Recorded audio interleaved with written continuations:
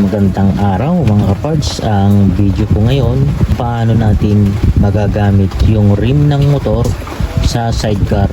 Kung naman natin ang DIY dito, yung hub, paano natin magagamit yung hub at yung mapapalitan natin yung axle, nakakasya dun sa lagayan ng ating sidecar na bike. So ito po yung ginawa nating DIY lang. Ito ang seal bearing ng set ng motor. At gagamitin natin dito na axle ay ito mga kapars. Ito ay axle ng hub ng pang BMX na panglikod. So rare siya, rare.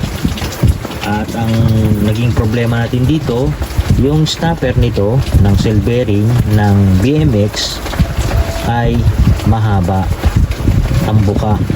So dito siya. So mahaba yung stopper nito.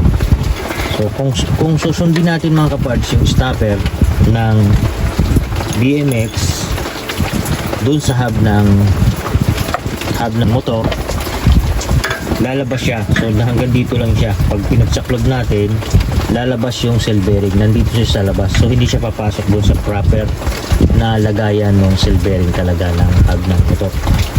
Kaya ang ginawa natin dito, ng una, maluwag pati siya. At yung pinakang butas ng seal bearing na motor, eksakto yung pinakang gitna niya. So mas napaganda kasi magagawa natin ang DIY dito. Ngayon, ang ginawa lang natin kung DIY dito, tatla na to para maiusod natin dun sa sukat na kailangan natin dun sa loob. Naglagay tayo ng spacer na ganito, na tube. Pinutol natin at kinuha na natin yung sukat ng loob ng hub. Ito. Kung hanggang saan yung stopper ng seal bearing, hanggang dun lang din yung kinuha natin. Para nga mangyayari, itong gatla na to, iuusod natin papunta rito. Lang natin ng ganito. At ang isa pang DIY natin dito, itong tube na to, na alloy, kasing laki nito. So, kung nung pinutol ko siya, hindi siya papasok papunta rito kasi kasing laki nga siya eh. Kaya ginawa natin ang nilagyan natin ng cut para pag ipinasok natin siya, ayan, nakikita nyo, papasok siya. Ang question dyan ng iba, baka hindi mapagkakatiwalaan kasi nga basag yung ginawa nating spacer. Hindi po, kasi ang use nito galing dito kabilaan, so mape-press siya pag ganun. Hindi ang press niya pabuka. So ang pressure nito kabila ang dulo. So walang tendency bumuka yan kasi nga itutulak siya pag ganun. Ang gagawin lang naman natin dito, igigit na natin dito sa gatla. Kasi sa side wheel to eh, sidecar, hindi na natin kailangan lamang dito o lamang dito. Gitnang lang siya. Yan, ganyan lang siya. Tapos, then, ilagay na natin ito. Ayan. Gitna na siya. At ito rin. So, itong kabila, syempre, hindi natin ilalagay yan kaagad kasi ipapasok pa natin doon. Ito muna ilalagay natin, kabit. Yan. Saka na natin ipapasok tong isa. At ang pangalawa nating DIY ay ito pang spacer dito. Kaya naggawa tayo ng isa pang spacer kasi syempre, pagkalagay natin ng bearing doon, lulubog siya. Hanggang doon lang yung mga tornilyo natin. Mag-i-stop na siya dito. So, hindi mo kaya higpitan yan. Hindi mo mahigpitan yan dito. So, kailangan nating mag-extend ulit ng spacer na siyang magsisilbing panghigpit doon or siya yung tutulak. So, may ipit siya kabilaan dito. Ang purpose kasi nito, maipit natin at hindi siya gagalaw na ganun. Ayan. So, pag naipit na yan, so intact na siya. Lalagay natin dyan.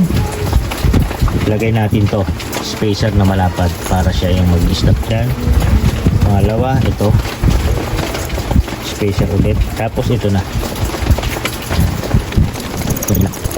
Hindi natin pwedeng mahigpitan pa ito ng husto. Pag hinigpitan natin yan, itutulak niya papunta rito yung ating stopper.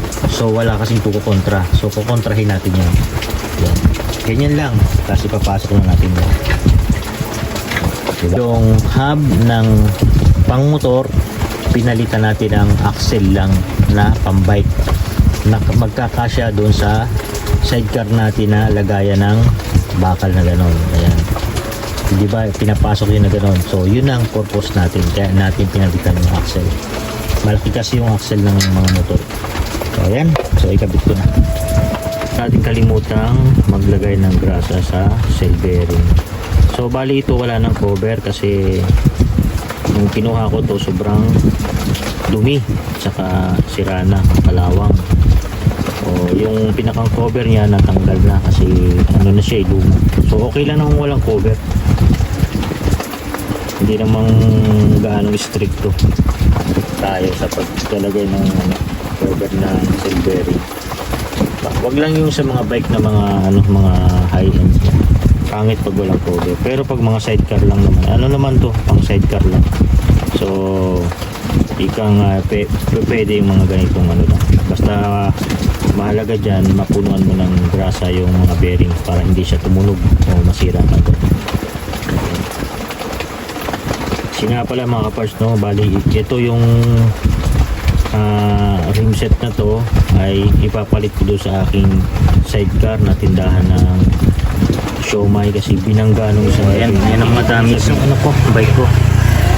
So ayan, sa makikita nyo sa video, wasak na wasak yung rim set ko. So ayan, papalitan natin. Ayan, pasok na natin to. Pasensya na sa video ko ngayon, medyo maingay. Umulan kasi dito sa amin ngayon kasi may bagyo. So ayan, ilalapat ko lang yun, papaluin ko lang yung cell bearing. Pag na ipasok ko na doon sa mismong sakto doon sa lagayan niya, ilalagay na natin yung cell bearing sa kabila. Ilagay na natin yung cell bearing. So wala tayong gamit na yung pang tulak. Meron ako doon, kaya lang sa kabilang tindahan yung tubo na eksakto rin ng haba dyan, pinapalo lang ako. Kaya lang nandun sa kabila umuulan, so pwede na yung ganito. Yun nga lang, ibabalance mo yung palo. Pag palo mo dyan, papalo mo sa kabila. At saka dahan-dahan lang hanggang sa bumuon siya. Ayan. Ayan.